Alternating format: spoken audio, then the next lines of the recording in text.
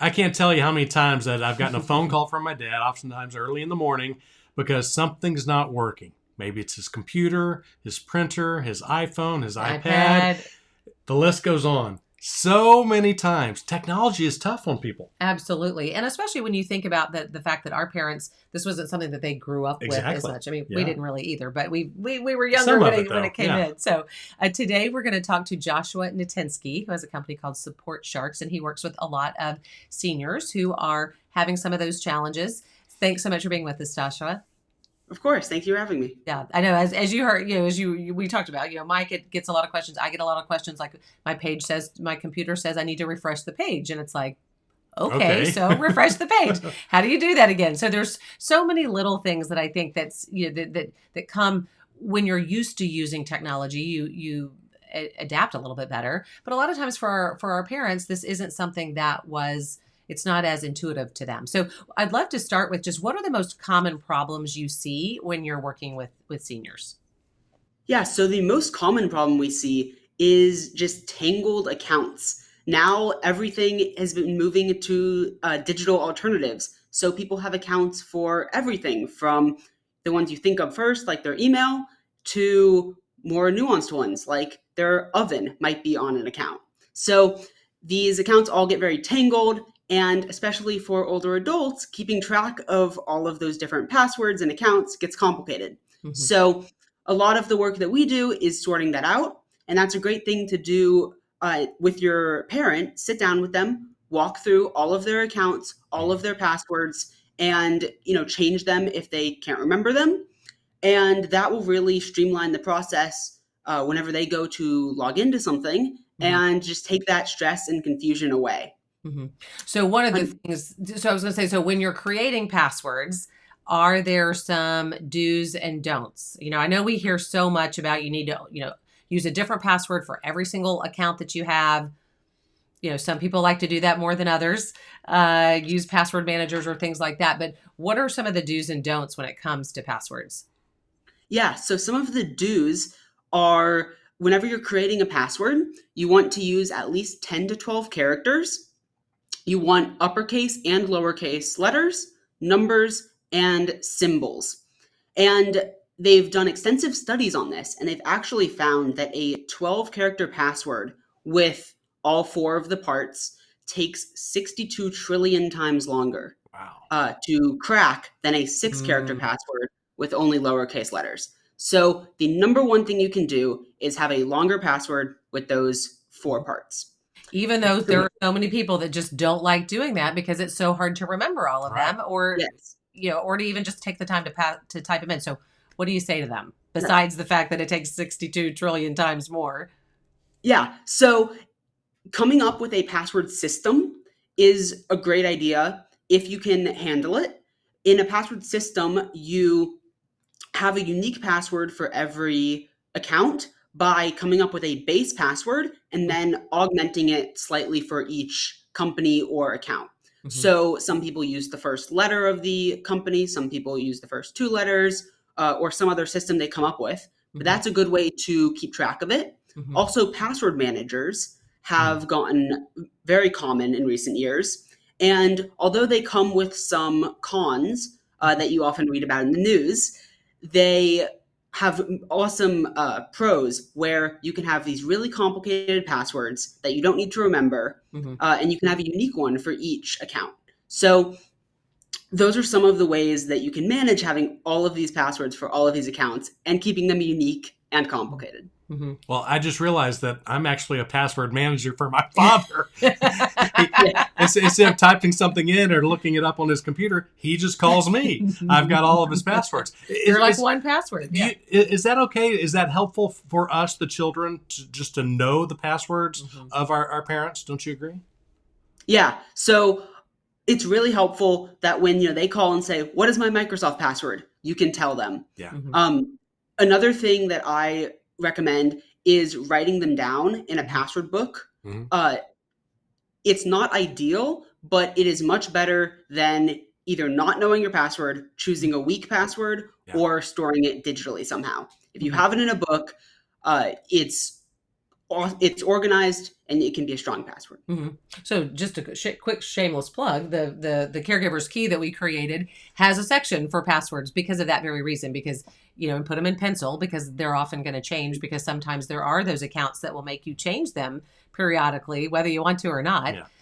Having a place to be able to write that down is really important. Yeah. Joshua, I have to tell you that the biggest problem that I've seen with my parents, with both my mom and my dad, and my mom before she went to memory care, is the fact that something, whether it's TV, the router on their Wi-Fi, maybe it's the iPad or the iPhone, something just isn't working. There's like disconnects They can't get an app to open, or they can't get the printer to print, or something happens. And so many times I'm on the phone 200 miles away and I say, okay, unplug it and plug it back in, which it usually works. But what else should we do on something like that? Yeah, so obviously restarting it, unplugging it and plugging it back in is the first step. 75% of the time, that'll fix the problem. Yes. Mm-hmm. The rest of the time, it depends how comfortable you are with that device. If you know that device backwards and forwards, for example, it's the same TV that you have, Mm-hmm. then if you can walk them through, press this button and then press this, that is helpful. If you don't, and you know what what kind of TV they have, you can look up the steps for it Mm-hmm. and walk them through that. If you aren't able to be there in person, though, and they can't follow your instructions, it's pretty hard. Yeah. So I would recommend hopping on a video chat with them, whether that's FaceTime, Zoom, WhatsApp, and that way they can show you what they're seeing, and you can very clearly say, click this, and you can see what results that generates. Yeah. Yes. Yeah. I know just specifically for like my mom's remote control for her TV, I have a picture of it. So I have it on my phone. So I know exactly where the buttons are. I could, because a lot of times I've looked at it, but I may not remember exactly, oh, wait, what's the button on the top left? Didn't it say source? And then it actually says input or something like that. And when I'm giving her the wrong terms, it's going to be more confusing, of course. Same thing with their thermostat. Yeah. The thermostat, I have a picture of it as well. Uh-huh. What about, going back to passwords a little bit, what are your thoughts about two-factor authentication? Is that an important piece too? So it's very important. So two-factor authentication is where a company sends you a code via email, text, or an authenticator app that you have to enter in addition to your password. So it's the second factor to authenticate you. And it is extremely effective. Microsoft has done studies, and they found that it blocks 99.9% of attacks. So if you have a strong password and use two-factor authentication, your accounts are very secure. Two-factor authentication does add another layer of complication when logging in, so that's something to keep in mind. But it is the single best thing you can do to protect your accounts. So that would be that would be something that at the time of setup, mom's getting a new computer, or we're trying to get her set up on her phone. What are some of those, especially with a computer, what are some of those things that we need to be thinking of as the adult child, as we're helping our parents get new technology set up, the things that we need to make sure that we have in place? Yeah, so first of all, you need an antivirus. There are lots of great free options, and there are also paid options. And that is the number one way to protect a device. That way, even if your parent clicks on a bad link, downloads a bad file, does something wrong, it will save them. And another way that you can protect against viruses are using backup software. Having consistent backups from the device not only will help you if they get malware, but it will also help you if they accidentally delete their files, or a natural disaster happens and they lose access to their computer, or the computer just dies. Sometimes technology dies. So having a good backup that regularly is updating with any changes they make will be so helpful if anything happens. And then the last thing to think about when setting up a new computer, or any device for that matter, is that some operating systems allow you to put it in a sort of limited mode, where you can make a user profile specifically for your parent, and you can simplify the experience, limit access to certain applications, prevent them from downloading programs, that sort of thing. And depending on their how comfortable they are with that technology, that can be a great resource. For example, if they have a flip phone and you make them reluctantly switch to a cell phone, then it might be beneficial to keep it simple. On phones, it limits what apps you can use. So you'll have your telephone, your contact book, and maybe maps, and that's it. Yeah. On computers, it's very similar, and it can prevent them from downloading files that could be malicious, and that sort of thing. Yeah. Right, because that sounds like that would be interesting. That if it would prevent, like you have to put in a password or something to be able to download a file or download a program. That if they're savvy enough, or they have to call you to find out what that password is, then you can talk through. Is that really a file or a program that they should be downloading? Yeah. Right. We have so many people in our group who say, what can I do to simplify things for my mom or my dad with their remote or with their phone or sometimes with their computer, whatever it is. Other than what you just said, any other tips that you have for all of those things? Or is there one good answer, I guess, that can take care of everything to make things a little bit simpler? Because like Kim said, I think we have to realize that for all those things, they didn't come in until recently. So our parents were in their, maybe 50s, 60s, 70s, or 80s before they ever got it. So it's hard for them to get used to these things. Yeah, maybe didn't even have to use it in their work that much. Yeah. So how can we simplify? Yeah, so unfortunately there's not one answer that fixes everything. Yeah.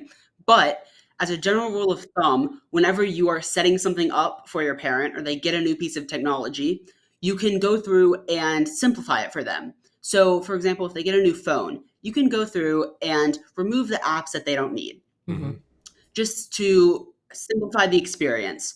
And same thing with the computer. If they get a new computer, make sure that their files are cleaned up. There's not, stuff littered there from previous computers. And really just the simpler, the better. Same thing goes for TVs. Don't come up with some complicated scheme where they're going to use this service for this thing and have this other service for these shows. If you can get one package that just has everything in it, that is the easiest. Yeah. I know that when I finally got my mom to move to a smartphone using one of my older phones, that I pulled off email, internet, I just deleted all of the apps that I could, and the apps that I couldn't remove just because they were Apple apps that you can't remove, I sort of hid them in a folder. That way, when she looks at her phone, she sees phone, contacts, texts, solitaire. She can play solitaire. Yeah. But really, because it can get confusing when there's just so many apps and so many pages. That also, though, brings up the issue. I'm getting a little bit worried because it's now getting to be an older phone. Do you find that there are issues, too, where when our parents have old technology, that starts creating problems just in and of itself? Yeah, so a lot of older adults are now, 10, 15 years behind in their technology because their children bought it for them right when it was bleeding edge and then kind of forgot about it. Yeah. So that does cause problems because oftentimes they know how to use it, and that's great, but they will buy a new printer or they want to download new software, and it simply won't run because the computer or the phone is too old. Yeah. So they obviously don't need the latest and greatest unless they want it, but it is good to stay with relatively recent technology that's still being updated by the manufacturer and is still supported by all of the programs and other devices that you want to use with it. Yeah. The biggest challenge with my mom's phone is that she has the last model of iPhone that still has the actual menu button that you push that's actually part of the phone, not that you just swipe up. And I'm, in some ways I'm just thinking, oh my gosh, I don't know that I want to have to try to introduce that because that's once you get used to having a certain, hard to get used to. Yeah, it's hard for my dad to get used to it. Yeah, exactly. He put it off for a while. So so I think that I guess too, any words of wisdom in how we can be more patient with our parents. Yes. So really just understanding that they are adapting to this, unlike any of us have. My generation grew up surrounded by it, and your generation was, around college age when all of this really became mainstream, but they've lived their whole life without needing to use this, and now it's being introduced. So I think, just remembering that and, going slow giving clear step-by-step instructions without using, the technical jargon that we all find simple. But, if someone tells someone to update their OS, they have no idea what that means. Right. So, just using very simple words, say, press this button, and then they'll, gain confidence and eventually be able to do that process by themselves. Last question is, I think that not only do our parents get in over their heads, but sometimes it's the adult children who get in over their heads, where maybe there's something that we don't understand, or we're nervous about playing with the computer or with the iPad or with the iPhone. We can reach out to something like Support Sharks to get help. But how does it always have to be in person? Because we have people all over the country. I assume that most of the stuff that you do, you can't do it remote. So how do we go about finding someone in our hometown that can help us? What's the easiest way to make sure that we find somebody who's as good as you are? Yeah, so obviously we do in person in the greater Austin, Texas area. But beyond that, we can actually work remotely. So we can hop on a Zoom call, and we have special tools we can use to use our mouse and keyboard to show you something on your computer. So we can work virtually, but there are times when you need to be in person. So I know there's a couple other companies like ours scattered throughout the US, and those can be great resources.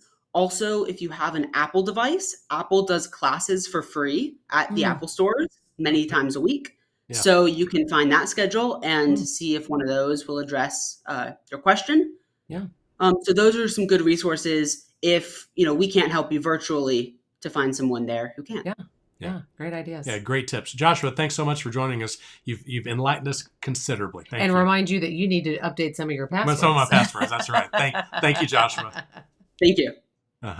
Yeah, other than doing my passwords, it just reminds us all that our parents, it's something that's kind of new to them. All this stuff I think about when we got a computer back in the 80s, my dad was in his 40s. Right. I was still young, so it was easy for me to get used to things.